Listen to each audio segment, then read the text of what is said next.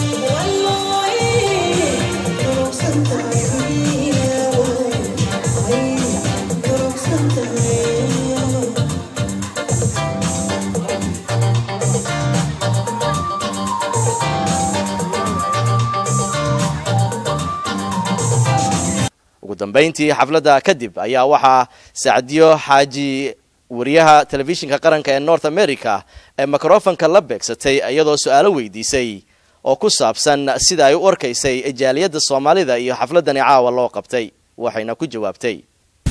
ومن سوق بكرين فرحت آد وين وحي إجلسي قلبي وناك عن محايد من صوته جاريد ذا تانا وحان مدان هلمان دون ويهدو إله رالي كبيرو ما شاء الله وما سنتاي سؤال باربا إنا كويدية سعدية سعودال كاغو محوها وكنت مريكان كان نوغو تمي socdaalkaygu wuxuu ahaa inaan jaariyadda Soomaaliya ay ku nool Minneapolis inaan kala qayb galo kooda luuliya oo ah maalintii ugu weyneed ee xorriyadda Soomaaliyeed la qaatay oo ah mid aad iyo aad farxad weyn u ah dadka oo idilna ay dareemayaan waji ka duwan sanadihii hore loo dabaaldegay waa ku maasantahay maadaama aad tahay xildhibaanad Soomaaliyeed oo dhawaan ka timaaday dhowr isbuuc ka soo moogtahay sida hadayta noo sheegtay Soomaaliya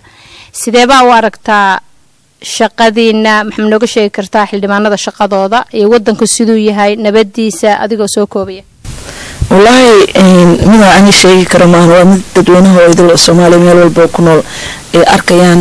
isbedelka iyo shaqada aan qabanno hadana xildhibaanada Soomaaliyeed waana mid aan diyaarno u nahay mar walba inaan qabanno sidee baa u aragtaa farxiyo xafladii caawa iyo soo dhaweyntii Sacdiyo Careys xildhibaanada